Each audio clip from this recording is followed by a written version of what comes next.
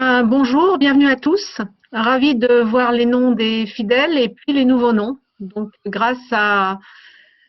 aux échanges qu'on peut entretenir avec les différentes communautés et centres d'intérêt, on peut ainsi élargir un peu notre communauté. Donc, bienvenue à ce nouvel atelier de la chaire Stratégie et gouvernance de l'information de l'ESSEC, que j'ai le plaisir de gérer avec Jean-Pascal, qui prendra la suite.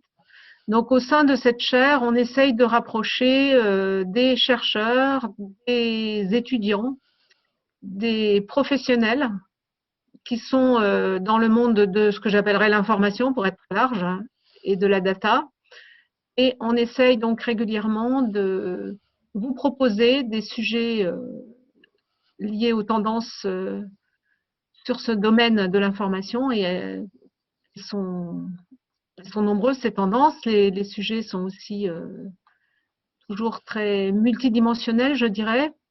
Et c'est dans ce cadre-là que ce matin, on a le plaisir d'accueillir Henri Perret pour nous faire un peu penser le futur et s'appuyer un peu sur les phénomènes qu'on constate déjà pour pouvoir anticiper un peu ce qui peut se passer. Et plutôt, comment dire, maîtriser que subir. Voilà un petit peu ma pensée du matin. Donc, grâce à cette chaire et ses partenaires fondateurs, je citerai Devoteam, Covea et le département de la Seine-Saint-Denis, euh, on a pu mettre en place ce lieu d'échange et de partage, ce think tank sur ces sujets de la gouvernance de l'information. Donc, bienvenue à tous. Et je passe la main à Jean-Pascal qui va nous expliquer un peu le déroulé de cet atelier. Oui, merci Isabelle. Bonjour à toutes et à tous. Alors, effectivement, je complète ce qu'a dit Isabelle. Ces ateliers sont des manières aussi de vous montrer ce qu'on fait au sein de la chaire. Et bien entendu, si parmi vous, il y a de futurs partenaires, on serait intéressé, c'est ouvert. Et donc, on parlera un petit peu plus de la partie fonctionnement de la chaire à la fin de la présentation. On se gardera 5-10 minutes et si vous avez des questions, on sera à votre disposition. La présentation dure à peu près 1 heure, un peu plus d'1 heure. Donc ça va aller très très vite. Le mode d'atelier que l'on utilise, en fait, on prend une thématique et on la coupe en deux et on fait une sorte de mini-débat au milieu. Donc vous verrez, il y a un slide. En général, c'est assez costaud. Il faut mettre quelques minutes pour comprendre l'ouverture du débat. Sachant que derrière, le débat est construit pour qu'on utilise le chat, le système de messagerie en ligne, et moins la parole. Voilà, les ateliers font entre 30 et 70 personnes, donc on n'a malheureusement pas le temps d'être dans un échange vocal, mais on ne se l'interdit pas, c'est-à-dire s'il peut y avoir des questions à l'oral en fonction du temps, on peut y répondre, et Henri, je pense, se fera un plaisir d'y répondre. Donc vous verrez au moment des débats, on vous présentera un système d'équations et puis je réexpliquerai à ce moment-là et il faudra ne pas hésiter, même pendant les présentations, à utiliser le chat, à poser vos questions par écrit, sachant que si on ne répond pas à tout, on garde une histoire en fait de ce qui s'est dit et on fait une petite synthèse après l'atelier qu'on publie en ligne. Quand vous prendrez la parole, si jamais vous êtes amené à prendre la parole, s'il vous plaît, essayez d'être très pragmatique et faire des phrases très courtes et très rapides. Parce qu'un échange vocal pour essayer d'exprimer en fait votre ressenti, et là on va toucher quand même, on va se rapprocher, on va partir de la data pour aller vers des valeurs. C'est très systémique, c'est très large, ça peut être passionnel. Donc du coup, on peut manger beaucoup de temps et 1 heure c'est très très très très très rapide, encore une fois. Voilà. Merci beaucoup à tous. Merci beaucoup à Henri qui va nous présenter quelque chose qui est vraiment passionnant, qui nous projette, nous sort un petit peu de notre domaine de confort. Je pense qu'on est tous en mode action-réaction et on a beaucoup de mal à nous projeter vers l'avenir. Donc voilà, Henri va nous donner cette possibilité. Henri, je te passe la parole. Je te laisse te présenter. Merci Jean-Pascal. Oui, je suis un ancien chercheur, un ancien analyste de Forrester Research. Donc, j'ai fait pendant 20 ans de l'analyse principalement des technologies de l'information. Donc, hop, je mets mon écran.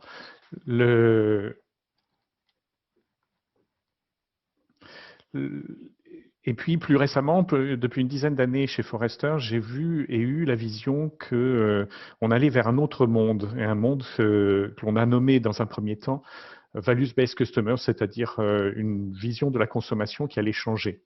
Mais en réalité, c'est beaucoup plus vaste que ça. Donc, depuis 2 ans, j'ai quitté Forrester pour créer avec 4 cofondateurs data scientists Wasati, qui est une start-up qui est... Non, je ne suis pas Chief Data et Digital Officer de Covea. Je n'ai pas vu qu'il y avait encore cette scorie. Ce n'est pas bien grave. Et je m'excuse auprès de Laurence Eudes, si elle est là, qui est, elle, en charge de Chief Data et Digital Officer de Covea. Donc là, ce qui m'a intéressé, c'est de voir un petit peu quelle est la liaison entre la vision d'un monde futur ou de différents mondes futurs, et puis ce que l'on peut tirer de la donnée pour nous aider justement à aller dans un monde plutôt qu'un autre. Et ce n'est pas uniquement la donnée, mais c'est aussi la data gouvernance qui est cachée derrière. Donc je vais essayer de faire ce lien. D'abord, vous décrire dans un premier temps, dans la partie 1, qu'est-ce que sont les valeurs et pourquoi il y a une évolution des valeurs.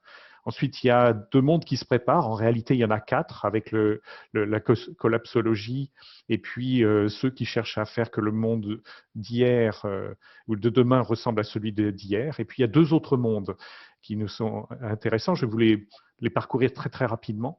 Le monde transhumaniste et puis le monde d'élévation de conscience. Et donc, à partir de ce monde d'élévation de conscience, qui est moins connu que le monde transhumaniste, je vais essayer de vous montrer un petit peu ce qu'est ce potentiel monde d'après-demain, suivant cette élévation de conscience.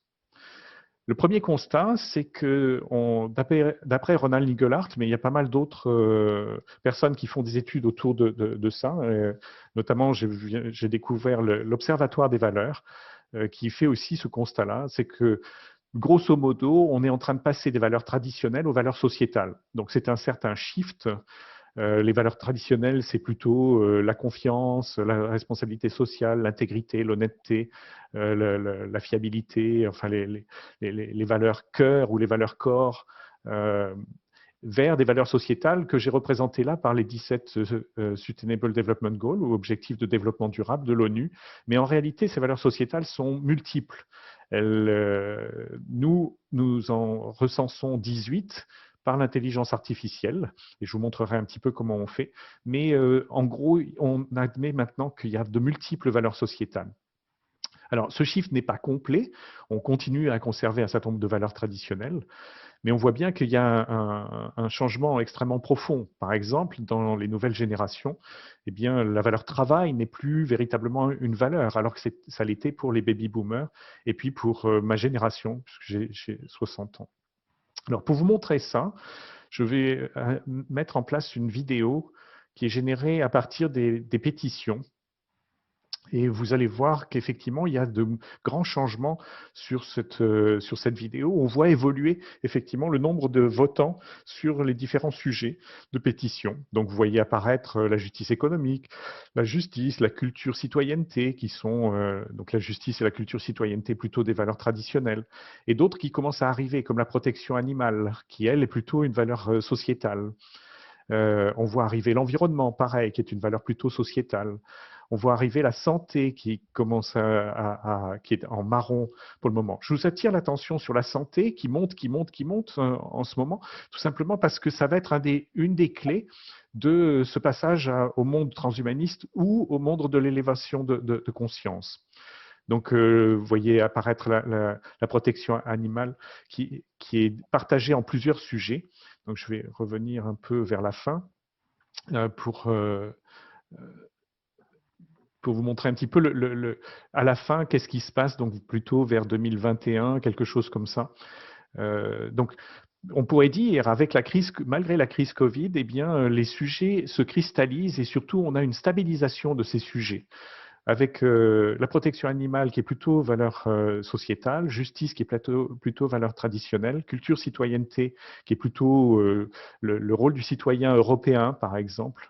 Il faut aller regarder un petit peu plus ce que veut dire, parce que ça, ce ne sont que des étiquettes. L'environnement qui est plutôt une valeur sociétale, la santé qui est plutôt une valeur sociétale, la justice qui est plutôt une valeur traditionnelle. Donc vous voyez que c'est un mixte, et que ce mixte voit apparaître de plus en plus de valeurs sociétales au milieu des valeurs traditionnelles. Au point que Ronald Ligelard disait que s'il y a 20 ans, il fallait une trentaine d'années, c'est-à-dire qu'un grand-père ne comprenait pas son petit-fils parce qu'il n'avait pas exactement la même interprétation des valeurs. Aujourd'hui, deux frères qui sont éduqués de la même manière par la même famille, séparés de 10 ans, ne se comprennent plus. Et donc, on voit bien que les valeurs sociétales, qui ont un rythme plutôt de 7 ans, alors que les valeurs traditionnelles plutôt entre 20 et 30 ans en termes d'évolution, eh bien, ça vous montre un petit peu le rythme du changement qui est très, très nouveau dans l'histoire de l'humanité. Donc, à partir de là, il y a deux mondes qui se préparent. Un monde transhumaniste dans lequel la santé devient l'alpha et l'oméga, et qui, d'après Comte-Sponville, donc un fameux philosophe, dit eh bien quand la santé devient primordiale, eh bien, ça peut devenir dangereux. Ce monde transhumaniste, c'est le refus de la mort, du vieillissement. Toutes les solutions sont bonnes pour pour se changer ou pour changer les pièces qui iraient mal, que ce soit des remplacements du corps par pièces, la reconstruction biogénétique, l'imprimante 3D du foie, la récupération du contenu du cerveau pour le mettre dans une IA, etc., etc. Enfin, il y a vraiment de multiples exemples, mais y compris de se focaliser aussi sur que peut devenir, et pour sauver l'humanité, d'aller plutôt sur Mars ou bien d'aller terraformer une planète. C'est le monde transhumaniste. C'est un monde qui est plutôt vendu par la technologie et la vision un peu américaine de l'évolution du monde. Et puis, il y a un autre monde qui est moins visible, qui est le monde de l'élévation de conscience. L'objectif, c'est de satisfaire le cœur et l'âme, au-delà du satisfaire uniquement le corps. On voit bien que le monde transhumaniste est plutôt à s'occuper principalement du corps. C'est l'acceptation aussi de la vie comme un passage d'expérimentation sur Terre. Alors après, avec ou sans réincarnation, ce n'est pas mon débat aujourd'hui. Je ne veux pas du tout rentrer dans ce débat à la fois philosophique et religieux, bien évidemment. Mais globalement, il y a une sorte d'acceptation de la mort où en fait, on est véritablement sur Terre que pour un passage. Mais à ce moment-là, il y a des choses qui deviennent extrêmement importantes. C'est quel est mon rôle dans ce passage sur Terre? Des questions qu'on s'est posées souvent au moment du passage de l'adolescence à l'adulte et la réponse aux questions existentielles après l'adolescence. Qu'est-ce qu'on peut dire? Est-ce qu'on va vers l'un ou est-ce qu'on va vers l'autre? Eh bien, je ne sais pas le dire exactement. Je pense que les deux sont en train de se développer en parallèle et on verra au cours du débat. On vous interrogera justement sur où est-ce que vous positionnez le curseur par rapport à ça. Ce qui m'intéresse plutôt, c'est une autre interprétation des courbes et des informations que l'on a donc récoltées par les pétitions. On agrège ces pétitions et on fait tourner des algorithmes d'intelligence artificielle pour, découvrir quels sont les grands sujets. Donc, il y en a 18. Vous envoyez là une dizaine à peu près pour ne pas surcharger la courbe, qui sont les principales. Donc, la protection animale, la maltraitance, l'environnement, la justice économique, etc. Vous voyez que la santé est donc en violet. Donc, quand on suit un peu cette courbe au cours et au fur et à mesure des années, on s'aperçoit que la santé est devenue déjà le 4e ou 5e sujet aux alentours de 2018-2019, que l'on a de nouveau un creux, puis ça monte en 2019, et puis ça redescend, et ça commence à redescendre, cette courbe-là, avant même la crise Covid. Et ça, c'est un point extrêmement important. La crise Covid, auprès des gens qui s'expriment donc dans les pétitions, donc ce que l'on appelle nous les engageants, c'est-à-dire qui peuvent être consommateurs, qui peuvent être des gens qui cherchent à s'exprimer par rapport à des sujets, eh bien, on voit que la santé n'est pas le premier sujet. Le premier sujet, ça reste la protection animale et la justice. Voilà les premiers sujets. Et ça, c'est vraiment extrêmement intéressant et c'est intéressant pour notre culture parce qu'on ne va pas retrouver évidemment le même classement quand on fait la même étude sur les langues américaines, par exemple, ou la langue allemande. Alors, je n'ai pas les données sur la langue allemande, donc je ne peux pas vous en parler plus avant, mais c'est pour vous dire qu'à partir de là, on peut construire une identité européenne avec une meilleure compréhension des sujets et des sujets d'importance, donc des sujets qui deviennent des valeurs suivant lesquelles vous exécutez votre vie. Pour comprendre un petit peu comment on situe justement ces sujets, il faut comprendre qu'un homme, en gros, est constitué, alors là c'est une représentation, il y en a d'autres, de 3 grandes parties. Une partie qui est plutôt au niveau du corps, une partie qui est le cœur et une partie qui est plutôt au niveau de l'âme. Au niveau du corps se font les actions, les comportements, un certain nombre de choses, je dirais, du quotidien et de tous les jours. Au niveau du cœur, on est plutôt au niveau des valeurs qui aident à choisir, qui aident à prioriser la manière dont on exécute notre vie, la manière dont on va faire nos choix de consommation, nos choix un peu de tous les jours, mais aussi nos grands choix. Nos grands choix, ils vont être en plus dictés par, suivant notre conscience, suivant notre raison d'être, par une intention ou des missions, justement ce que l'on a déterminé souvent après l'adolescence, quand on a commencé à répondre aux questions existentielles qu'on se pose un peu tout au long de notre vie. Qu'est-ce qu'on est et qu'est-ce qu'on veut faire sur Terre? Qu'est-ce qu'on est sur Terre? Quels sont aussi nos rêves que l'on va mettre en exécution? Il faut comprendre qu'il y a une sorte, pour les gens qui sont bien équilibrés, une sorte d'alimentation vers le bas, depuis la raison d'être vers la réalisation, mais aussi une sorte de remontée à chaque expérience que l'on mène, depuis la réalisation vers le cœur, vers l'âme. Et chaque retour va soit enrichir, soit appauvrir notre raison d'être, suivant les mauvaises expériences, mais aussi les bonnes expériences que l'on va vivre par rapport à ça. On retrouve ce genre de système aussi dans tous les systèmes construits par l'homme. C'est-à-dire que l'entreprise, c'est-à-dire une association, peut avoir exactement la même séparation. Ce qui est important, c'est que beaucoup, et c'est là que la culture est importante, beaucoup vont rester au niveau du corps et uniquement raisonner au niveau du corps. C'est toute la culture autour du transhumanisme, par rapport à d'autres cultures qui vont chercher plutôt à satisfaire le cœur ou satisfaire y compris l'âme. Et c'est là que l'on retrouve d'autres cultures, que ce soit la culture européenne ou encore mieux la culture indienne ou asiatique, chinoise ou japonaise, qui vont, elles, plutôt essayer de satisfaire d'autres éléments que uniquement regarder le niveau du corps. Ça m'a conduit en fait à essayer de définir un petit peu quelle pouvait être cette société d'élévation de conscience en regardant quel était l'apport de l'information pour créer justement cette société d'élévation de conscience. En effet, la première société de l'information, ou peut-être pour d'autres la deuxième, a été créée par l'apparition de l'imprimerie par Gutenberg et surtout l'appropriation de cette invention très technique par un certain nombre de penseurs pour créer l'encyclopédie, la mise à disposition du savoir.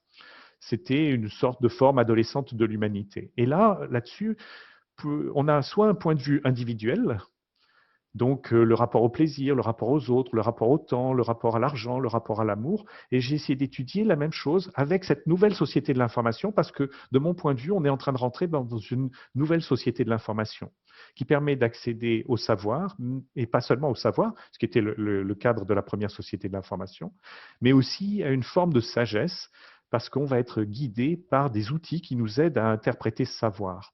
Je vais vous montrer en fait dans la deuxième partie pourquoi on va vers un accès à cette sagesse par l'interprétation de tout le savoir. Il y en a trop, il y a trop d'informations, on est nourri par l'information, mais on n'est plus capable, avec notre seul cerveau, d'interpréter qu'est-ce qu'on peut en faire, comment on va agir, quels sont nos choix, comment on va justement choisir. Et donc, la difficulté, évidemment, c'est comment fait-on par rapport à ce surplus d'informations qu'on n'est plus capable d'interpréter. Et dans les choix, pour comparer un petit peu, parce que je ne vais pas détailler toutes les cases, mais pour le rapport aux autres, ce qu'a apporté la première société de l'information, c'est les droits de l'homme. C'est les systèmes démocratiques sur lesquels nous vivons maintenant depuis plus de 100 ans pour les sociétés les plus démocratiques, mais qui ont été issus aussi d'enseignements que l'on a appris avec la Grèce, Rome, etc. Le rôle de l'État, parce que comme on arrive à la fin d'une période de cette première société de l'information, on voit aussi que l'on a des paradoxes ou des choses qui marchent de moins en moins bien, qui est un rôle de l'État qui devient très centralisé. On voit bien avec l'impossibilité de la France d'arriver à gérer comme il faut des choses qui sont comme la vaccination. Et puis, un individualisme exacerbé qui fait que on a du mal à trouver des éléments pour du vivre ensemble. Ce que pourrait apporter donc cette nouvelle société de l'information, ce droit, enfin ce monde avec l'élévation de conscience, c'est d'introduire des droits du monde, des droits de la nature, de l'univers. Certains sont en train de parler des droits de l'eau. On voit aussi apparaître des droits universels monétaires, des gens qui travaillent effectivement à essayer de faire que la monnaie ne soit plus gouvernée uniquement par des banques centrales. On voit des choix de rejoindre et chacun va pouvoir aller vers des communautés locales choisies, des communautés plutôt connectées mondialement, etc. J'ai une deuxième slide, donc je pense que je dois accélérer un petit peu, pardonnez-moi. Oui. On peut voir la même chose aussi sur les domaines collectifs, avec un certain nombre de sujets, et ce n'est pas du tout exhaustif, comme la spiritualité, la liberté ou les libertés nouvelles, les nouvelles sciences, des nouvelles inventions et techniques, des nouveaux arts, nouvelles émotions aussi, ou en tout cas des émotions qui sont beaucoup plus visibles ou que l'on rend plus visibles, du rôle de la naissance et de l'héritage. Il y a plein d'autres sujets, bien évidemment. Je veux juste dire sur la spiritualité, on a vu apparaître avec la première société de l'information une des conséquences, la séparation de l'État de la religion. Demain, probablement, on va voir une séparation de la spiritualité de la religion, c'est-à-dire que la religion n'est plus la seule à apporter de la spiritualité aux individus. Et puis, la religion n'arrive plus à résoudre les problèmes du monde. Il n'est plus suffisamment rassembleur, indépendamment des religions, pour être capable de résoudre les problèmes de pollution, les problèmes de climat, etc. Et donc, ça pose beaucoup de situations, de questionnements, qui sont effectivement quels sont les rôles justement des religions dans le futur par rapport à ces choses-là. Encore une fois, tout ça, je devrais le décrire et ça nécessiterait 1 ou 2 heures de présentation. Donc, on va passer au débat. Jean-Pascal, ton micro. Hop, désolé, je joue avec plein de fenêtres. Le timing est parfait, Henri. Tu auras même un petit peu plus de temps, le cas échéant, pour plonger sur certains sujets. Et bravo pour réussir en fait à synthétiser tout ça, parce que c'est un sujet qui mérite beaucoup, beaucoup d'explications. Avant d'ouvrir le débat, peut-être parmi les personnes qui sont présentes parmi nous, est-ce que vous avez... Une question sur le chat. Déjà, on nous pose une Oui. question sur la source de la vidéo, l'animation, là, mais je pense que Henri peut répondre. Et ensuite, il y a une question sur pourquoi ne raisonner que sur les personnes qui signent des pétitions pour identifier les engageants. Est-ce que la majorité silencieuse ne signe peut-être pas de pétition, ajoute Hugues.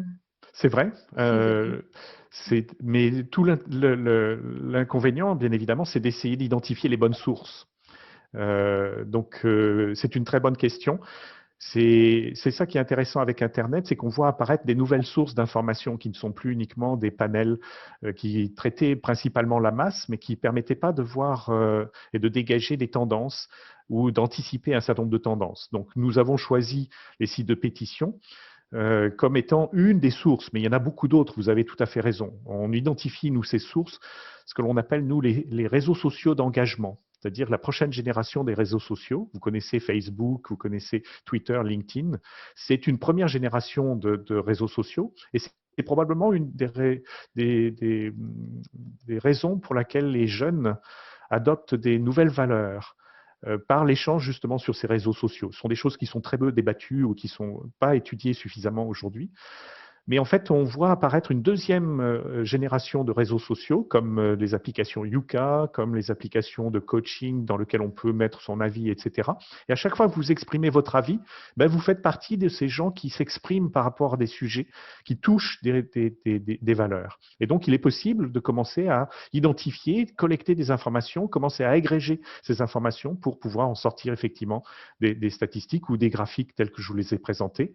Encore une fois, ces graphiques ne représentent pas la totalité totalité de la masse de la population, mais uniquement ceux qui sont non pas des engagés, qui eux font partie des ONG, c'est une autre manière aussi de regarder les tendances, mais nous, ce qui nous intéresse, c'est comment embarquer la masse. La masse, elle considère les engagés comme des extrémistes.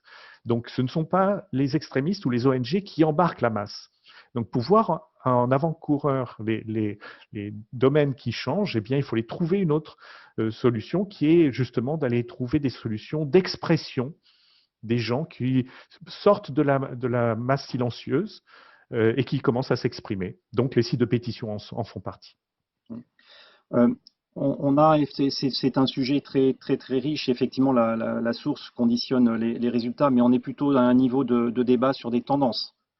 Donc, les courbes données permettent de réfléchir sur des tendances possibles. Ensuite, on les interprète avec nos propres sources à nous. C'est pas forcément une analyse 100%, et je pense que ça pourra jamais l'être à aujourd'hui, du coup. Absolument. On a une question sur considérez-vous que les réseaux sociaux accélèrent la délibération sociale et donc l'engagement autour des causes? Et autre question, quel danger voyez-vous arriver face à ces changements inconnus? Alors, les réseaux sociaux, à cause des algorithmes et des data governance qui sont à l'intérieur de ces algorithmes, qui sont codés par ces algorithmes, ont tendance à promouvoir plutôt les extrémismes. Et donc, ça ne fait pas un véritable bon débat. Et c'est ce qu'on a vu avec l'utilisation de Cambridge Analytica ou de Trump, etc., où on voit bien que ce qui fait le buzz, c'est justement la position complètement extrême et complètement... c'est pour ça que de faire uniquement du social listening n'est pas forcément une très bonne chose, parce que ça a tendance à promouvoir ce qui est codé à l'intérieur des algorithmes, qui codent en fait quelque part une éthique et une gouvernance. C'est bien ce qui est reproché aujourd'hui à Facebook et tout un tas d'acteurs sur ce sujet-là. Mais c'est tout à fait la connexion avec le prochain débat qui sera à qui on confie cette gouvernance. Est-ce qu'on la confie à Facebook, à Twitter, à LinkedIn et aux fondateurs qui ne veulent pas révéler justement comment sont faits leurs algorithmes, alors qu'en réalité, ils codent une gouvernance et une manière de voir les choses. Oui, je rajouterai là-dessus, c'est que un grand marché aujourd'hui sur l'information, c'est le temps d'attention. Et le temps d'attention, il se donne effectivement avec des informations croustillantes, extrêmes, qui provoquent. Donc ça dénature complètement les vrais courants d'information qui ont plus de consistance. C'est ça, et c'est pour ça que nous, on choisit cette nouvelle génération de réseaux sociaux d'engagement, qui effectivement n'est pas du tout exhaustif, encore une fois, mais par contre qui donne des signes précurseurs et des choses potentiellement, comme tout à fait Jean-Pascal l'a exprimé, avec une forme, il faut l'interpréter, essayer de comprendre un petit peu ce qu'il y a et qu'est-ce que ça donne comme potentiel futur. Alors, il y a d'autres questions, mais je vais vous expliquer un petit peu, puisqu'on peut faire les deux en même temps. Henri peut intervenir sur les questions que vous pouvez avoir, et en même temps, les autres personnes peuvent renseigner le mur. Donc, on a parlé, Henri nous a parlé un petit peu de deux courants, de deux mondes qui sont en train de se construire, le transhumanisme basé sur le corps et la technologie, l'élévation de conscience qui est plus basée sur l'âme et le soi, le reste du corps. Tu m'arrêtes si je dis des bêtises, Henri. Alors on s'est dit, on aime bien les équations. Sur ces derniers ateliers, on fait tout plein d'équations. C'est assez sympathique. On va chercher des valeurs en fait qui relient les différentes thématiques qu'on peut couvrir. Donc on a mis en bas, pour pioche, certains éléments.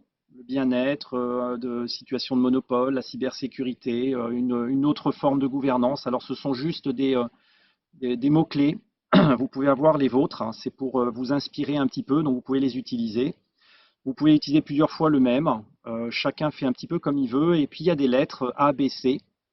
Et alors l'idée, c'est sur le chat de dire par exemple, le transhumanisme, vous mettez A, 2 points, et technologie.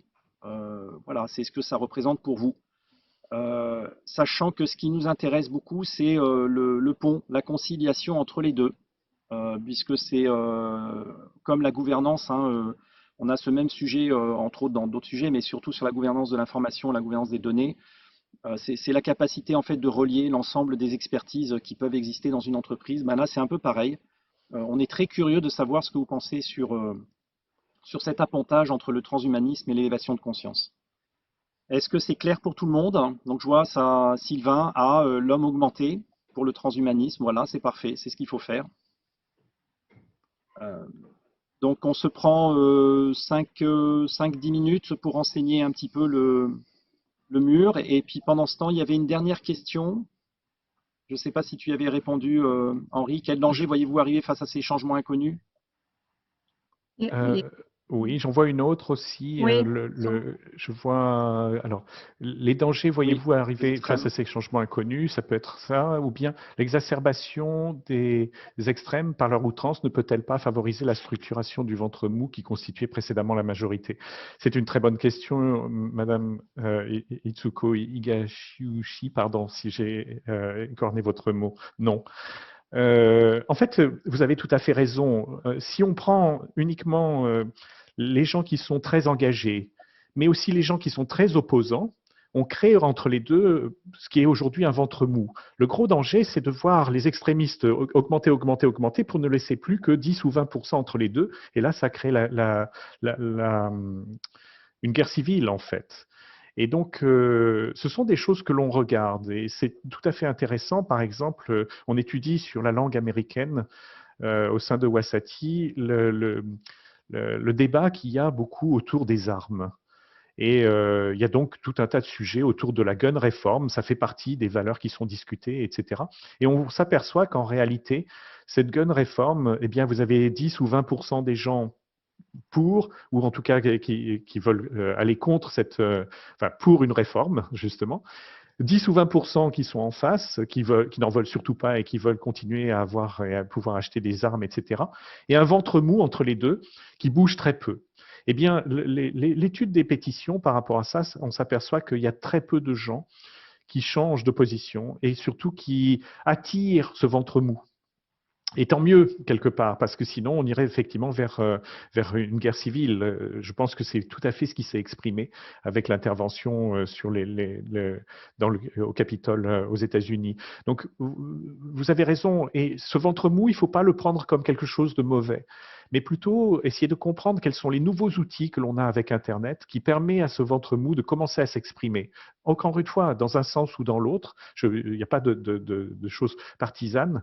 Mais en étudiant ces nouveaux outils qui permettent à ce ventre mou de commencer à s'exprimer, eh bien, on peut voir des changements et on peut voir des évolutions et qui ne se comptent pas en 1 ou 2%, mais plutôt des centaines de millions de gens qui commencent à s'exprimer. Pour vous donner une petite idée, Change.org, aujourd'hui, c'est plus de 300 millions de votants à travers le monde. Les pétitions en France, on en a récupéré 56 000 et qui représentent près de 300 millions de votes. Voilà. Donc, ça représente en France plus de 11 millions de votants de langue française, pas uniquement en France, ça peut être belge, suisse. C'est une des caractéristiques aussi de cette source d'information que d'être transnationale.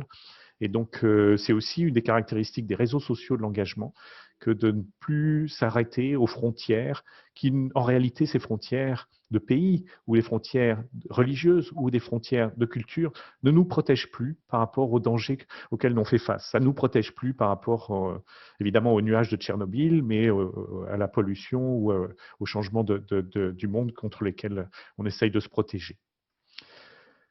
Il y a beaucoup d'autres interventions.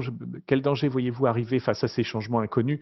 Des dangers, il y en a plein, plein, plein, plein, et je ne vais pas pouvoir tous les lister. Ce que je vois surtout, c'est une zone, on est rentré depuis une vingtaine d'années, après les 30 glorieuses, puis les 30 piteuses, dans un monde qui s'appelle VUCA, volatile, incertain, complexe, ambigu. VUCA en anglais, volatile, uncertain, complexe and ambiguous. Et en fait, des dangers, il y en a énormément. Et on va vers une phase où, en fait, on vit une crise à peu près tous les 7 ans.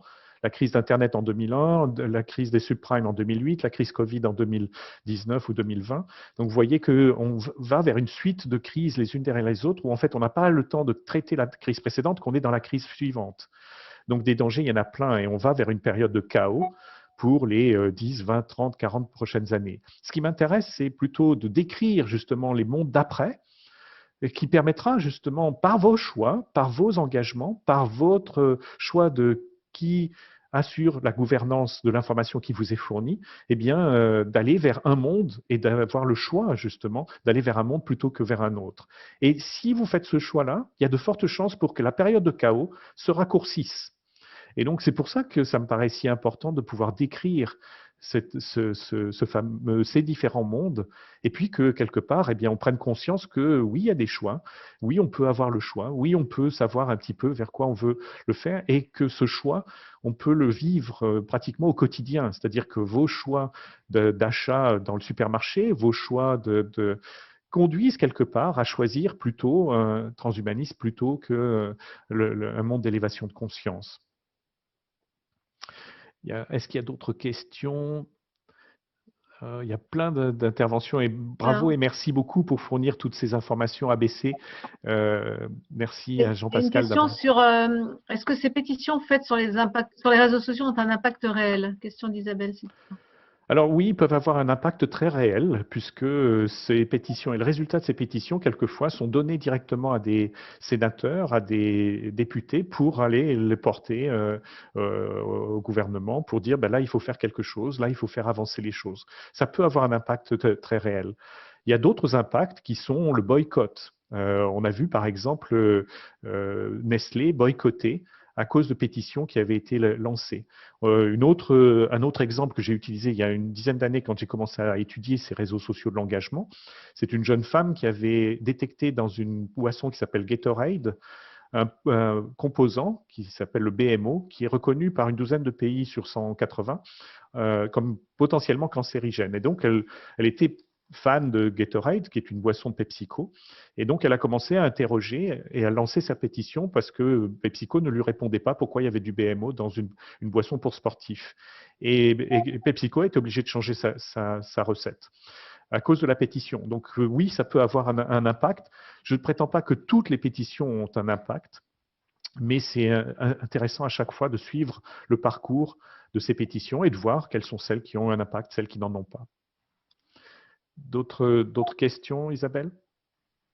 Non, je crois que le reste sont des prises de position par rapport aux trois ensembles, avec certaines choses qui peuvent être des bonnes réponses, on va dire, mais aussi des choses surprenantes sur la façon dont les uns et les autres peuvent placer un élément. Mm-hmm.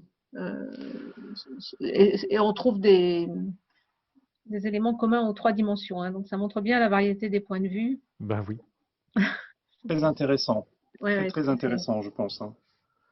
parce Oui, qu'en fait, sur le chaos, donc Henri, est-ce que le chaos n'est pas un état souhaitable et pérenne? Je provoque un peu. pérenne, je l'espère pas, parce qu'il faut bien comprendre que la première société de l'information, oui, on est sorti de l'esclavage, oui, on est sorti d'un certain nombre de choses comme ça, mais souvenez-vous quand même que ça a été, après une guerre de sécession, ça a été quand même la période de chaos, avec l'introduction justement de nouvelles pensées comme le marxisme et un certain nombre de choses comme ça. Ça a été des guerres mondiales, donc des périodes de chaos gigantesques qui ont fait des dizaines de millions de morts. Donc, est-ce qu'on a à souhaiter qu'elle soit pérenne, cette période de chaos? Moi, je ne crois pas. Mais pour avoir un peu une idée de comment sortir de cette période de chaos, comment essayer de la raccourcir, cette période de chaos, essayer de comprendre un petit peu qu'est-ce qu'il faut faire dans cette période de chaos. Moi, juste une information pour essayer de former vos jeunes et vos enfants à vivre une période de chaos qui provoquera chez certains un trouble aussi profond que la crise de la quarantaine ou la crise de l'adolescence tous les 7 ans au lieu de tous les 20 ans. C'est-à-dire ma génération, on avait une crise de l'adolescence à 20 ans, une sorte de crise de la quarantaine à 40 ans, et puis une crise de la soixantaine arrivée à la retraite. Eh bien, nos jeunes vont vivre une crise tous les 7 ans, et une crise qui potentiellement peut être aussi profonde en termes de remise en cause que ces fameuses crises que nous vivions tous les 20 ans. Donc vous vous rendez compte que comment faire pour préparer nos jeunes, pour préparer nos enfants, pour préparer nos adolescents à vivre une crise aussi profonde que ça, tous les 7 ans, une crise qui peut provoquer des divorces, qui peut provoquer des changements de vie, qui peut provoquer de retourner à la campagne, de retourner à aller garder des chèvres ou des moutons, comme certains de mes amis jeunes, ne trouvant plus leur place dans ce monde uniquement drivé par l'argent, eh bien, ont voulu choisir. C'est ce genre de choses qui est cette fameuse période de chaos. Donc, comment on fait pour préparer nos jeunes, pour préparer à vivre ce type de débat? Eh bien, pour moi, il y a une seule solution, c'est l'élévation de conscience.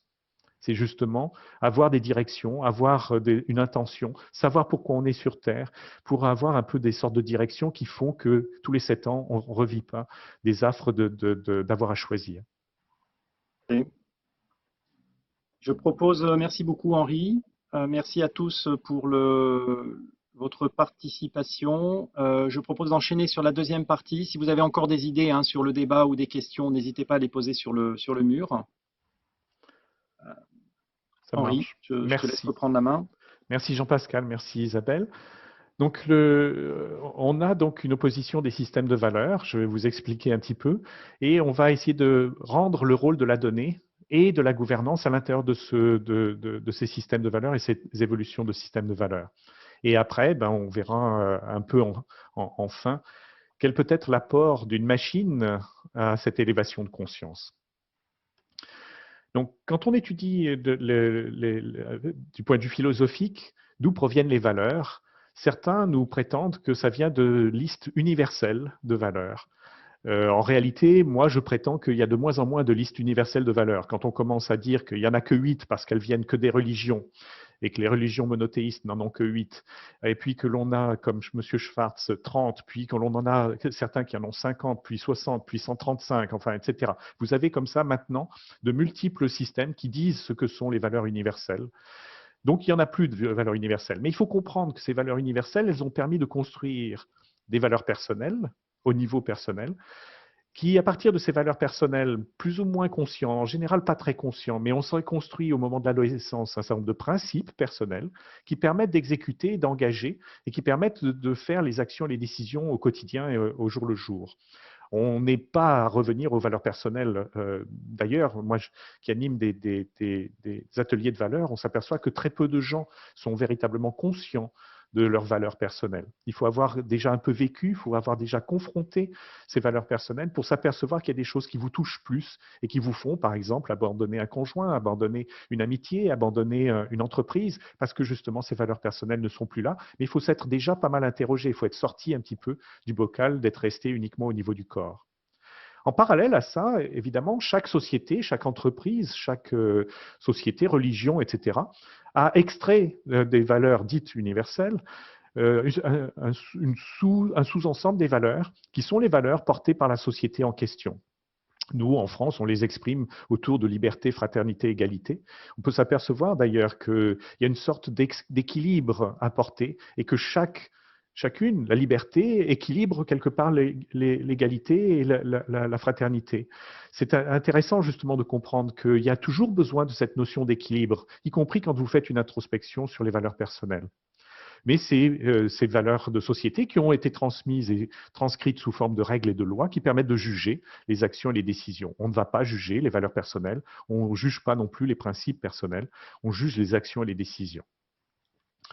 Ce qui est intéressant, c'est qu'à partir de ce schéma-là, eh bien, on a des dérives qui font qu'on comprend de moins en moins les valeurs de société et d'où viennent ces valeurs de société.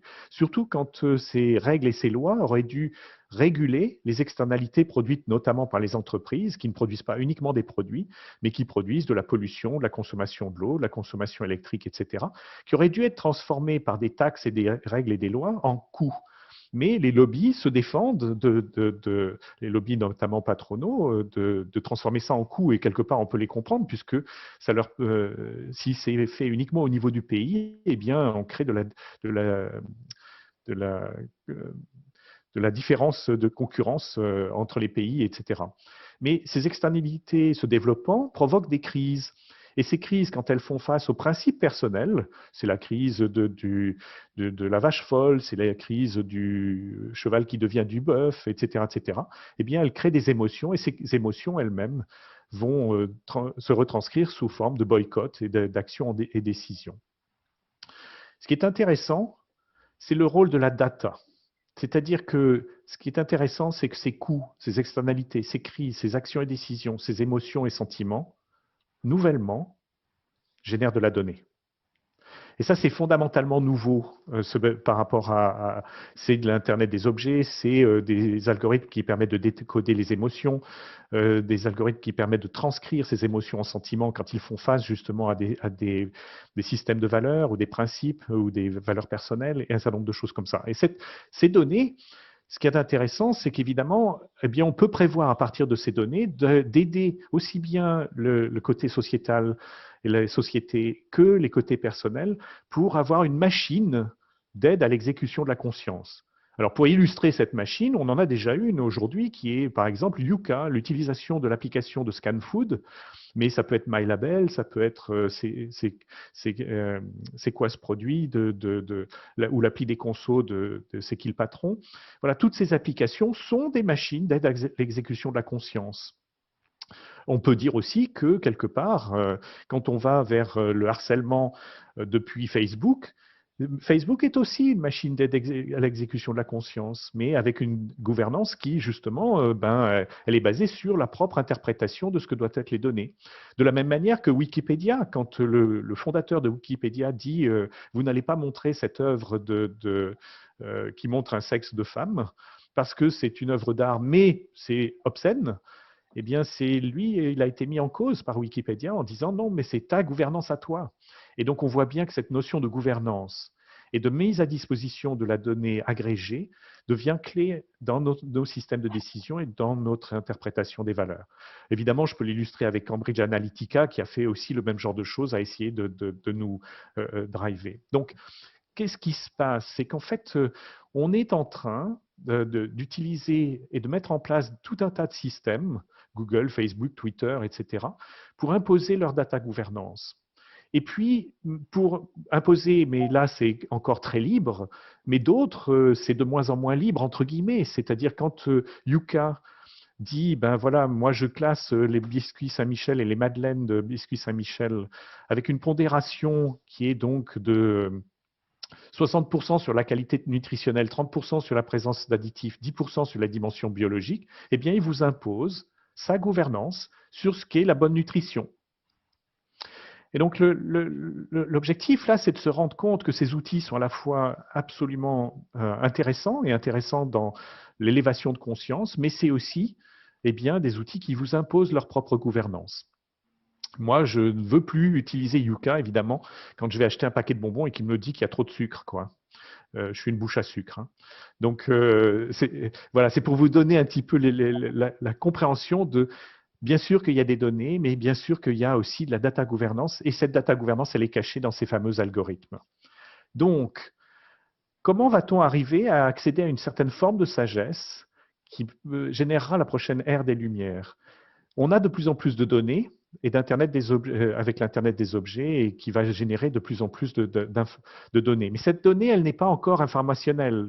On va utiliser des métamodèles, de la première data gouvernance pour savoir justement transformer ces données et cette multiplication des données pour la transformer en information. Au passage, les news, Google qui choisit quelles sont les news qu'il vous met à disposition suivant vos précédents choix, etc., eh bien, vous impose une manière de voir cette information. Ce n'est pas encore du savoir. Le savoir, c'est non seulement pas encore du savoir, mais en plus de ça, notre cerveau commence à saturer. Et on arrive aux limites de ce qu'est le cerveau face à cette multiplication de l'information qui nous arrive et qui est, oui, filtrée, qui était autrefois filtrée par les journaux, mais avec une certaine gouvernance à ce moment-là de qui choisissait quels étaient les titres, etc. Et je vous ramène à un très bon sketch de cet humoriste dont je n'ai plus le nom et j'ai perdu le nom, mais Coluche, qui vous disait, ben oui, mais les journaux, ils vous racontent bien ce qu'ils ont envie de raconter. Ça se transforme et on peut accéder de plus en plus au savoir. Et c'est vrai que Wikipédia, les MOOC et un certain nombre de choses comme ça ont permis l'accès à de plus en plus de savoir. Mais là encore, la difficulté, c'est de savoir quel savoir et qui nous met à disposition ce savoir. On n'est plus capable, comme on a été pendant un temps, capable, avec le siècle des Lumières, d'embrasser la totalité du savoir de l'époque, qui a permis de générer des nouvelles sciences, des nouvelles, le siècle des Lumières. Aujourd'hui, vous ne pouvez plus ingérer la totalité de Wikipédia, avec 10 000 articles qui sont publiés ou modifiés tous les mois. Donc, on voit bien que de la même manière, qu'est-ce qui peut nous aider, nous guider à nous alimenter, mais nous alimenter avec une certaine, en fonction de nos valeurs et en fonction justement de ce que l'on veut. Et c'est l'apparition de nouveaux outils. Alors, si je pousse ces outils de réseaux sociaux de l'engagement type Yuka, etc., on va vers quelque chose que j'appelle la data science pour des vérités multiples. L'objectif, c'est pas seulement d'avoir un score qui vous représente via Yuka, c'est-à-dire, je ne sais pas, moi je scanne une bouteille d'eau, elle est 5 sur 10 ou 7 sur 10, imaginons. Mais c'est aussi d'avoir le résultat des communautés auxquelles on se rallie. C'est-à-dire, qu'est-ce qui fait du collectif, qu'est-ce qui fait du commun entre ces différentes personnes. Et les communautés auxquelles vous vous ralliez, c'est quand vous votez pour une pétition, comme par exemple la première pétition la plus votée en 2019 sur l'environnement, c'est la déforestation en Amazonie. Eh bien, vous commencez à vous connecter avec des gens qui sont du monde entier, en fait. Et vous soutenez des gens qui sont indiens à vivre dans cette forêt d'Amazonie. Et bien ça constitue une communauté. C'est une communauté que l'on appelle, nous, hyper connectée. Et puis, vous avez vos choix de collectifs très locaux. Quand vous allez vers de la consommation locale, ben, vous êtes dans cette chose-là. Eh bien, l'objectif de cette data science, c'est de vous offrir des scores qui sont dépendants de vos communautés. Les communautés ne sont plus imposées, comme un pays ou comme l'appartenance à une religion ou à une culture. Ils sont choisis. Et vous pouvez très bien être et appartenir à de multiples communautés, même contradictoires. Eh bien cet accès justement à cette nouvelle data science pour des vérités multiples qui permettra d'effacer cette notion de limitation de notre cerveau, puisqu'on pourra aller demander, réclamer à ces outils de type data science pour des vérités multiples, des réponses qui nous aident justement à agir au quotidien. Eh bien, ça va nous aider à créer une nouvelle ère des Lumières. Qu'est-ce qui s'est passé tout au long de ce cheminement?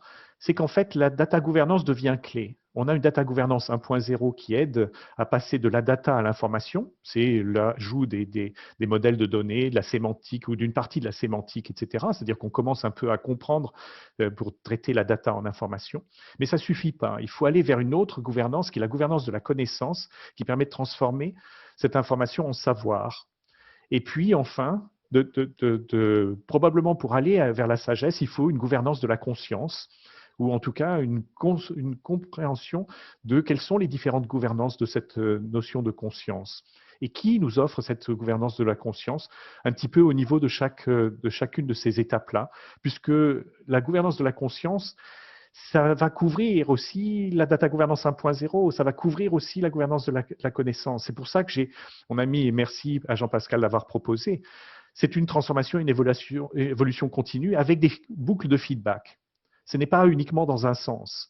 On a besoin de la data gouvernance 1.0 pour améliorer la qualité, mais on en a besoin dans une éthique, dans une conscience qui nous permet d'avoir le niveau de qualité qui nous intéresse pour ce niveau de conscience et ce niveau d'éthique. Et donc, c'est très difficile et ça deviendra de plus en plus difficile de discerner la data gouvernance 1.0. J'avais introduit pour Forrester il y a 7 ans la gouvernance 2.0, mais ça n'a plus de sens. Ce qu'il faut comprendre, c'est qu'est-ce qui fait de la data gouvernance et de la gouvernance de la connaissance, de la gouvernance de la conscience, pour justement prendre conscience combien elle devient importante entre le choix des différents mondes que je vous ai présentés précédemment. À toi, Jean-Pascal, pour le débat suivant. Merci Henri, le timing est parfait. Effectivement, c'est une démarche, c'est pas binaire, hein, il n'y a pas une réponse, il y a des réponses multiples. Aujourd'hui, quel choix peut-on avoir nous, quelle source d'information peut-on avoir, quelle gouvernance peut-il y avoir derrière? Et je pense qu'il y a beaucoup de la connaissance, hein, on l'a vu autour du Covid-19 en parlant de conspirationnisme, de vaccins ou autre, hein, on est un peu baigné dans l'information et on a du mal à se faire un petit peu notre objectivité.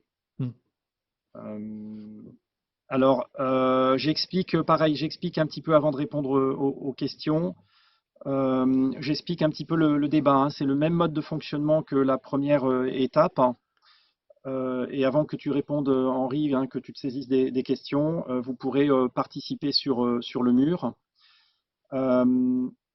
Donc la question, c'est sur quel objet peut s'appuyer la machine de mon objectivité? Ça veut dire comment est-ce que je peux être objectif, hein, comment est-ce que je peux être le moins influencé ou du moins comprendre l'influence que j'ai autour de moi au niveau de mon écosystème, hein, sur des grands sujets.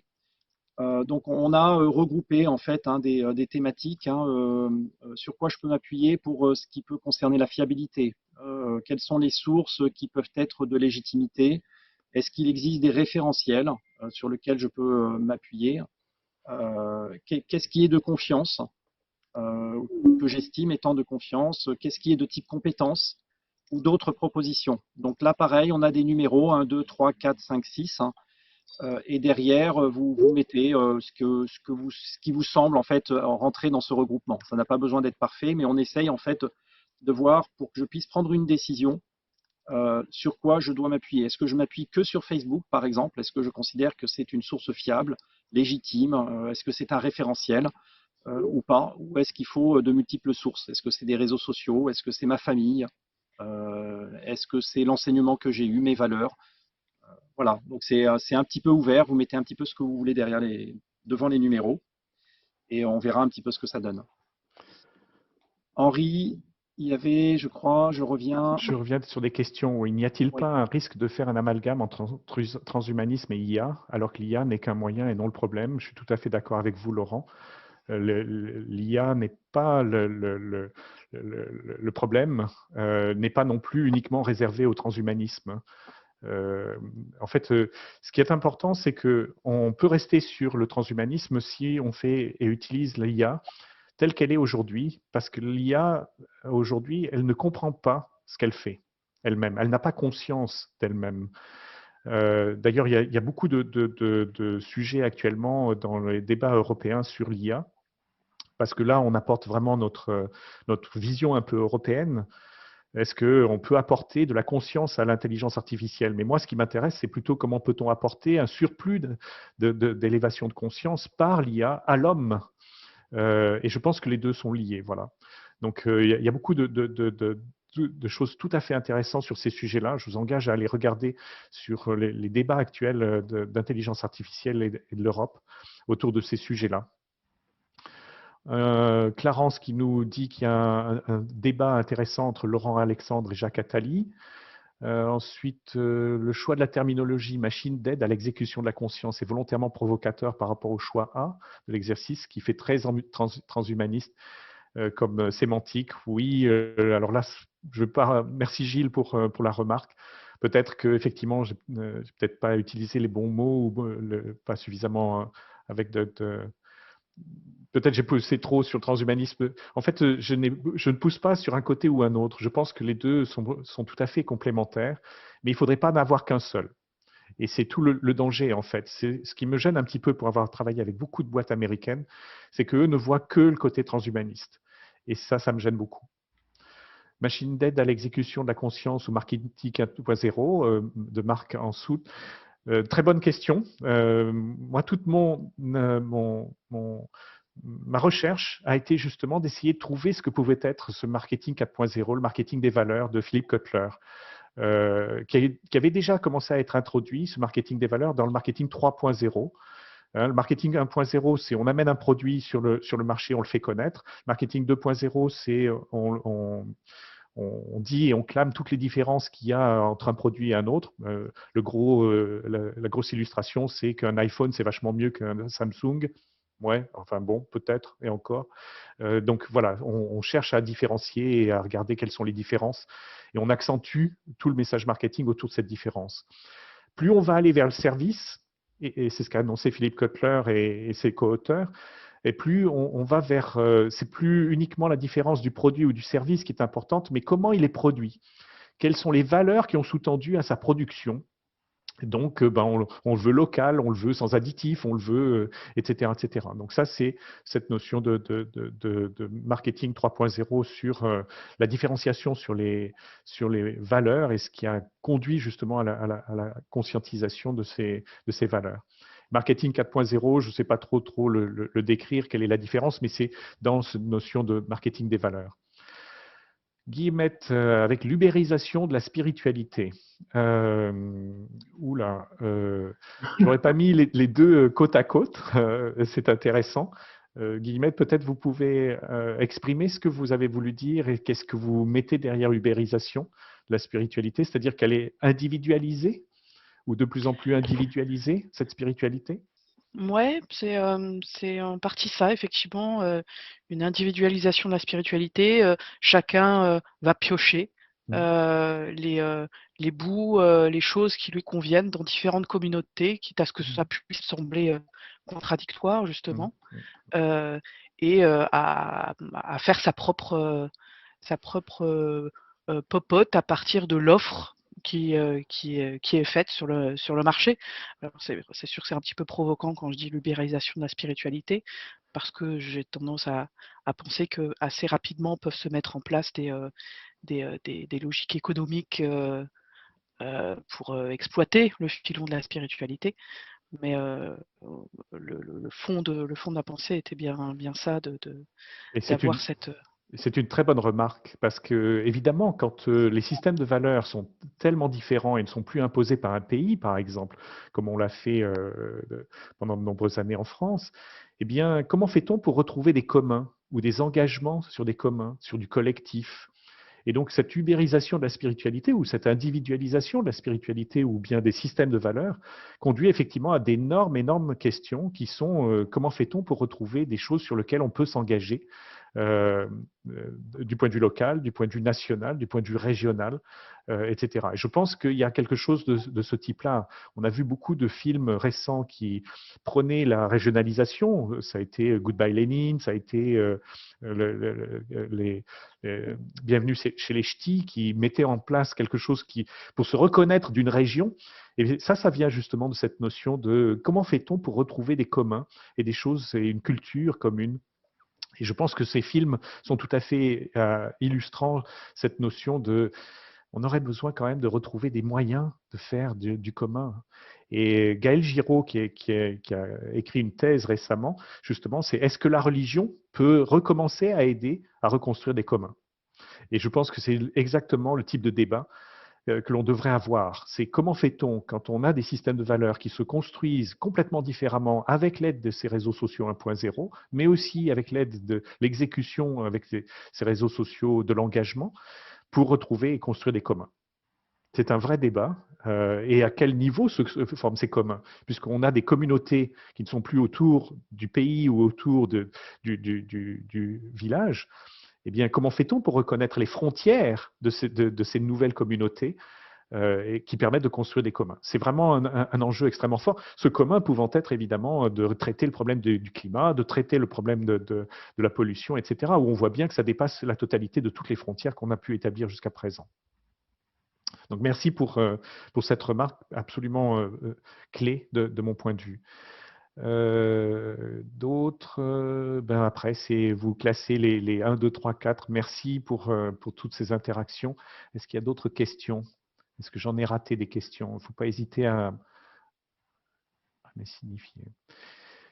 Itsuko, il faudrait à minima présenter les différents référentiels religieux pour que les jeunes comprennent qu'ils peuvent choisir en toute conscience, mais s'il s'agit nécessairement d'un choix arbitraire, une foi subjective et non pas un impératif absolu. Bravo, je suis tout à fait d'accord avec vous. Je pense qu'il faudrait que l'on ait des cours entre guillemets, de spiritualité ou en tout cas d'élévation de conscience, je ne sais pas trop comment l'appeler, probablement débutant au-delà de la philo, en terminale et puis dans les classes secondaires, dans l'enseignement secondaire. Je pense profondément que ça serait nécessaire, effectivement, de dire c'est quoi une spiritualité, c'est quoi une conscience, c'est quoi une valeur, et que ça serait vraiment un vrai bon travail pour aider nos jeunes à dépasser quelque part cette période de crise de chaos que l'on va vivre. Je suis entièrement d'accord avec vous. Merci pour cette remarque. Isabelle Sitma, j'en ai peut-être raté, hein, pardonnez-moi. Non, c'est important. Sur les 17 objectifs 2030 de l'ONU, oui, question de Marc. Alors, je ne l'ai pas vu, cette question. Quelle est la question, Isabelle? Pardonnez-moi. Alors, le monde de l'information va très vite. Peut-être que nous oublions des enjeux fondamentaux. Est-il possible d'imaginer l'émergence d'un super dictateur qui contrôlerait tout grâce à la data? Est-il possible que notre monde data nous coupe du monde réel et que la civilisation finisse comme l'île de Pâques? Oui, bien sûr que la data ne pouvant pas représenter la totalité de la réalité, il est bien évident que effectivement la data peut nous couper du monde réel. C'est pour ça aussi que ces notions de gouvernance évolutive et non plus qui est uniquement à dire à se focaliser sur la qualité, la sécurité, le cycle de vie de la donnée et l'unicité de la donnée. Il faut étendre la data gouvernance à beaucoup, beaucoup plus que ça pour dire quelle est la représentativité de cette donnée. C'est en ne regardant pas justement cette représentativité que on a commencé à introduire des biais avec l'intelligence artificielle qui faisaient que on admettait moins de noirs à avoir des prêts et tout un tas de choses comme ça. Donc oui, bien sûr, il faut rajouter des nouveaux domaines de cette data gouvernance pour être capable d'avoir une meilleure représentation. Alors, moi, ce que j'aime, c'est de ne plus dire d'une réalité. Je pense que profondément, puisque nous avons des systèmes de valeurs différents, il faudra aller vers des réalités. Ça serait quand même important de pouvoir parler avec Trump dans son système à lui de valeurs et de lui montrer qu'effectivement, les chiffres qu'il utilise probablement, mais dans son système de valeurs, eh bien, il y a peut-être d'autres chiffres aussi qui peuvent permettre de regarder autrement. Mais aujourd'hui, on est incapable de débattre avec ces genres de dictateurs parce que justement, on est incapable d'interpréter les données dans son système de valeurs. Et pour moi, c'est vraiment clé de commencer à penser comme ça. C'est pour ça et à ça que sert la data science pour des vérités multiples. Sinon, eh bien, on sera incapable de leur parler. D'autres questions, Isabelle, que tu as repérées et que j'aurais ratées? Je pense que les autres sont des prises de position par rapport au débat qui est proposé. De nombreuses prises de position ou classifications. J'avais une question, Henri, en fait une double question, c'est que dans les schémas que tu as montrés, ce que l'on voit entre toutes les sources et toutes les étages d'interprétation, le tout basé sur la data, on met en avant en fait des gouvernances. Hein. Il n'y a pas que de la gouvernance de la donnée, de l'information, il y a plein d'autres gouvernances. Et ce qu'on entend derrière gouvernance, ce n'est pas forcément le père Fouettard, hein, mais ce sont des règles de base avec une dimension qui fait qu'elles puissent être appliquées. Comment, du coup, on déporte en fait sur ces gouvernances une problématique qu'on a aujourd'hui, qui est d'arriver à s'y retrouver en fait dans toutes ces sources d'informations et de développer une certaine forme de conscience ou au moins d'objectivité.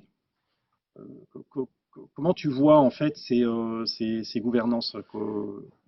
Est-ce qu'elles vont être mécaniques, entre guillemets? Est-ce qu'elles vont être technologiques, basées sur de l'IA? Est-ce qu'elles vont être humaines?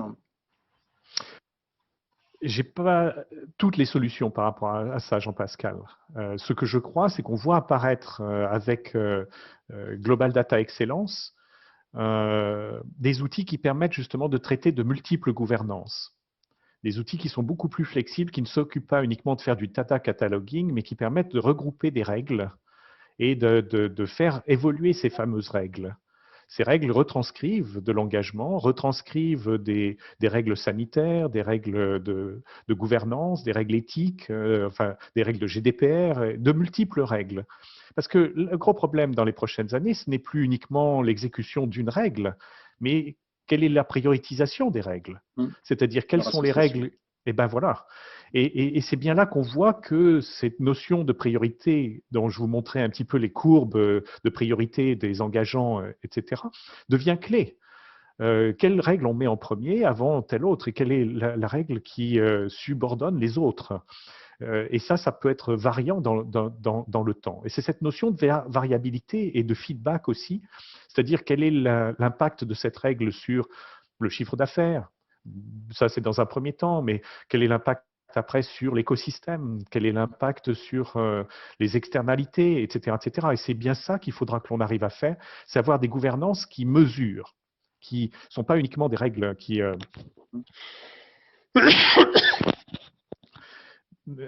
sont là juste pour... mais que l'on tourne vraiment ces règles dans une manière de mesurer les choses. Et c'est cette notion de mesure, alors évidemment avec de multiples angles, avec de multiples points de vue, avec de multiples manières de mesurer. Nous, chez Wasatchi, on s'intéresse beaucoup autour des valeurs pour mesurer ce que l'on appelle l'appétence à l'engagement. Et on va le mesurer avec 3 métriques. On ne peut pas prendre une seule métrique, mais c'est 3 métriques. La métrique du temps, quel est le temps que j'accepte de passer pour cet engagement? La métrique de l'argent. Et la métrique de l'argent, ben, quand vous êtes contraint et un portefeuille contraint, ben, peut-être que votre engagement, peut-être que vos valeurs, vous ne les exécutez pas, ou pas au niveau que vous souhaiteriez avoir. Et puis la métrique donc, du temps, de l'argent et de l'énergie, c'est-à-dire qu'on a tous de l'énergie, mais pas une énergie infinie. Et on va vers de la finitude de l'énergie personnelle, mais l'énergie aussi que l'on peut dépenser. Je trouve très intéressant, et ça m'a vraiment résonné dans mes méthodes de mesure justement de ces notions d'énergie, c'est de dire, il faut bien comprendre que Jean Covici, qui prône plutôt le nucléaire, mais qui dit, il faut bien comprendre que sans des capacités d'avoir de l'énergie, eh bien on retourne à l'esclavage. Et c'est le développement aussi de la découverte du pétrole qui a permis aussi qui permet de mettre à disposition pour dépenser 10 fois l'énergie qu'on récupère avec le pétrole. Ben, c'est vraiment ça qui nous a permis de sortir véritablement de l'esclavage. Donc sans énergie, on retourne à l'esclavage. Donc vous voyez que c'est bien des métriques qui peuvent contraindre et qui peuvent nous dire non, non, mais vous ne pouvez pas appliquer vos valeurs, tout simplement parce qu'on n'aurait pas des ressources nécessaires en termes de temps, d'énergie ou d'argent.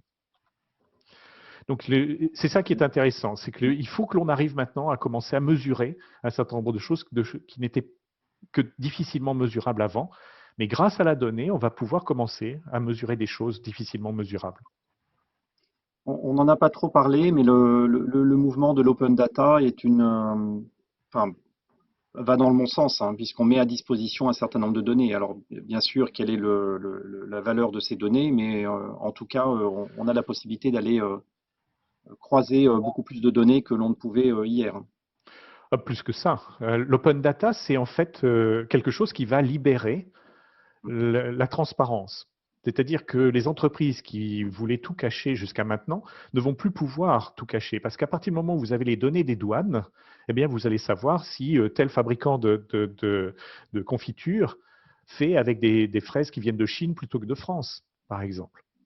Donc ça, ce sont des choses où en fait, ça va provoquer une ouverture et une prise de conscience parce que de nécessité de transparence et de transparence d'accès à la donnée interne des entreprises par la capacité tout bêtement à aller coder je ne sais pas si vous avez lu récemment LuxLeaks, c'est-à-dire le dernier scandale des informations.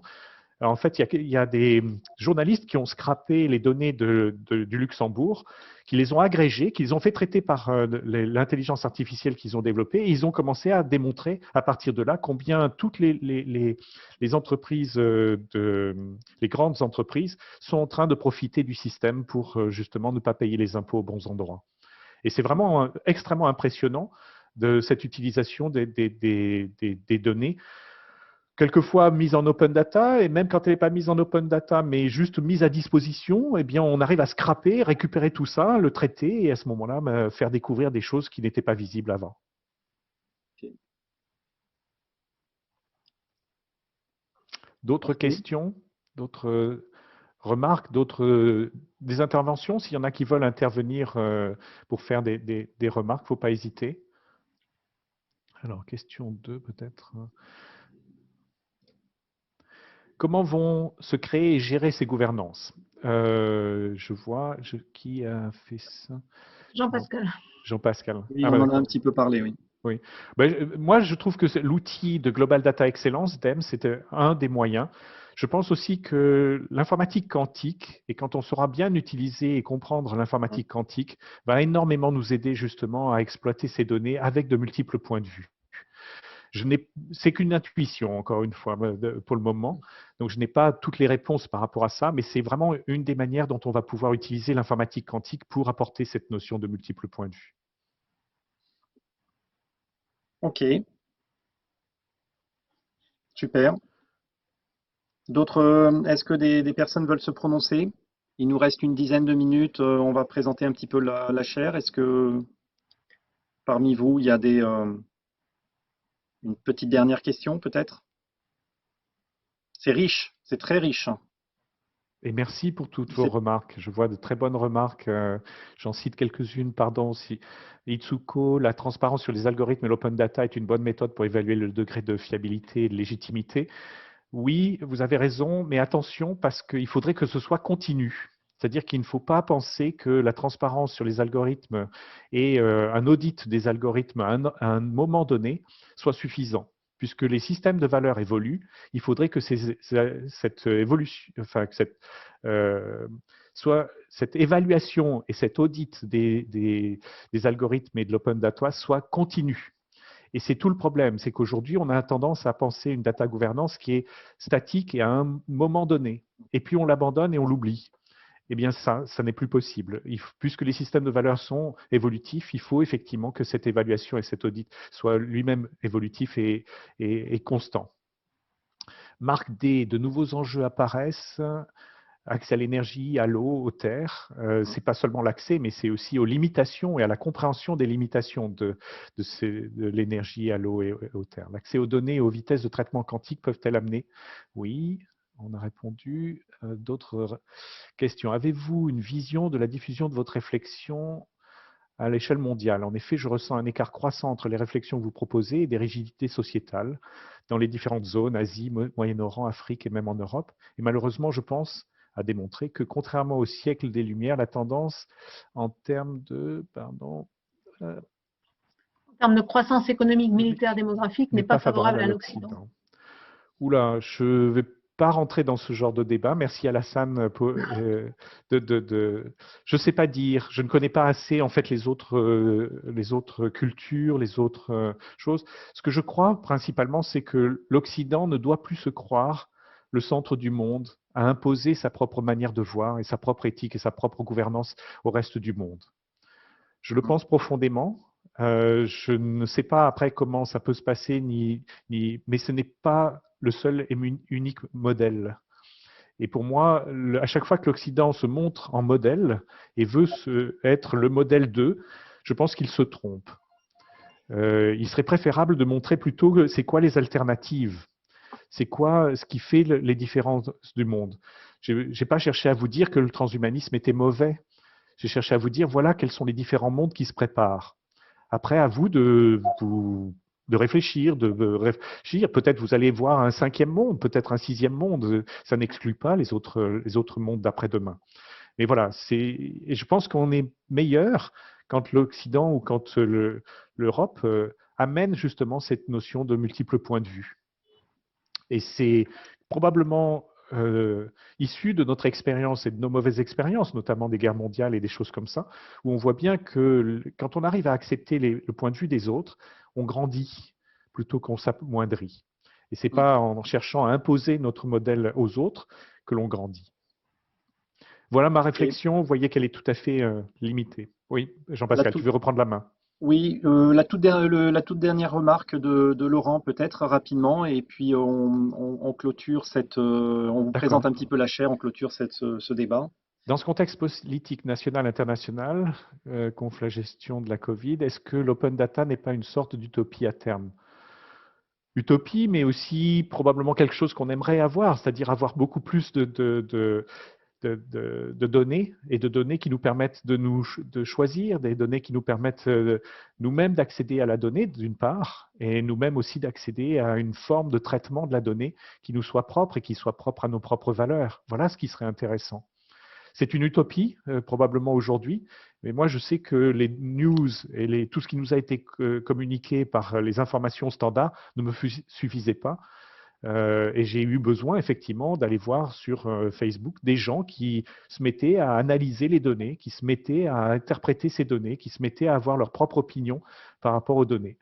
Et j'ai apprécié qu'il n'y ait pas de censure par rapport à ça, bien qu'on ait vu malheureusement une censure du professeur Raoult. Je ne sais pas si vous avez remarqué quand même que depuis 2 mois, on ne l'entend plus du tout. Mais alors plus du tout, mais plus du tout. Donc, parce qu'il y a une vraie censure, malheureusement. Donc, moi, ce que j'aimerais, c'est effectivement que l'on puisse accéder, en tout cas moi, en tant que scientifique, d'accéder à un minimum de données, un minimum d'informations ou un peu plus d'informations qui permettent de mieux choisir. Ok, super. Jean-Pascal, c'est Christophe là. Oui. J'aurais une remarque juste pour terminer et puis pour casser l'ambiance. En fait, c'est-à-dire que je pense que cette ère de la donnée, il faut faire attention parce qu'elle va vite s'arrêter puisque vu que les données produites dans le monde doublent tous les 2 ans, en gros, c'est le rythme actuel. 2100, il n'y aura plus assez d'atomes sur Terre pour sous-tendre et traiter ces données et les stocker. Donc, ça va s'arrêter. Donc, il nous reste 80 ans pour vivre et espérer un peu. Voilà. Merci Christophe. Pour revenir à un autre mode de fonctionnement, sans données.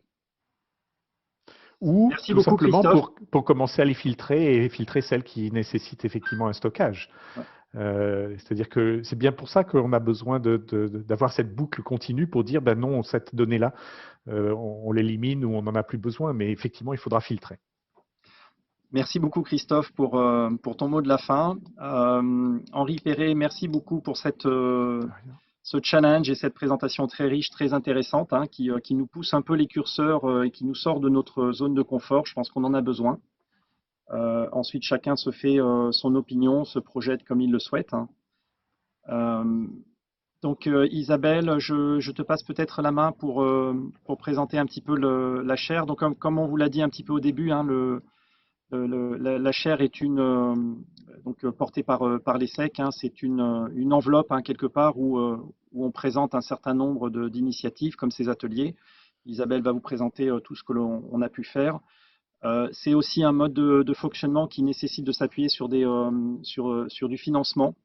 Donc les partenaires nous aident, contribuent en entrant dans une logique de mécénat à faire tourner cette chaire. Donc si parmi vous, il y a des personnes qui pourraient être intéressées à devenir partenaires ou leur entreprise devenir partenaire, n'hésitez pas à nous contacter. On a besoin quelque part de ces fonds pour continuer et nous développer.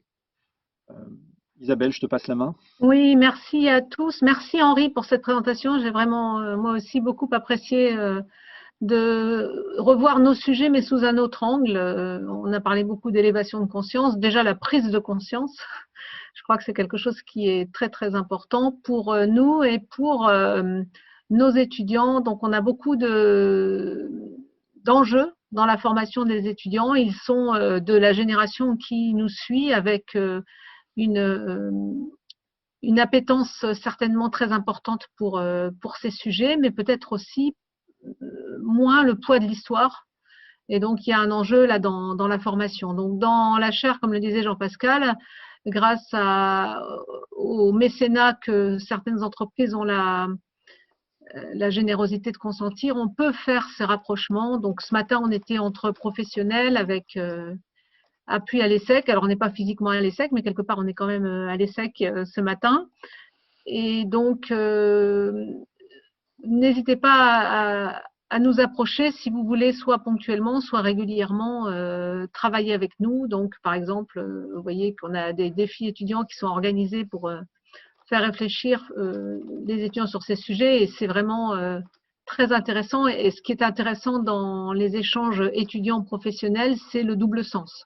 On comprend qu'un professionnel qui vient dans l'amphi, physiquement ou virtuellement, apporte beaucoup aux étudiants. Mais moi, si je fais ça depuis des années, c'est parce qu'à l'inverse, le professionnel ressort ravi d'avoir pu se frotter un petit peu aux idées nouvelles, aux idées surprenantes, aux questions de ces étudiants. Donc, grâce aussi à cette proximité, on peut lancer des recherches et des études sur tous ces sujets.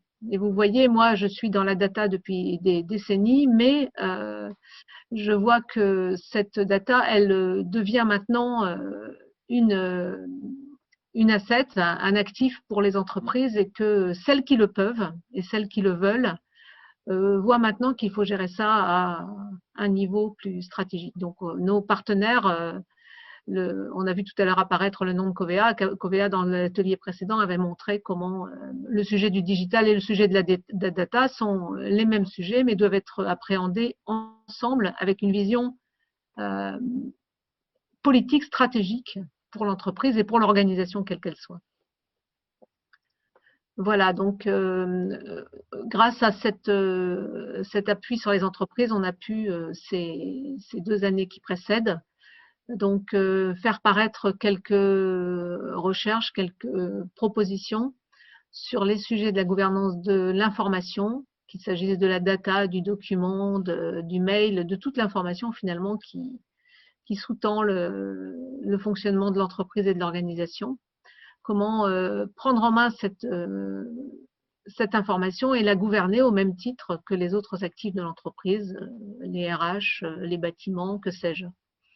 On a profité aussi peut-être le mot est déplacé, en tout cas on a saisi l'opportunité de cette pandémie qui touche chacun, souvent dans sa vie, parfois dans son corps.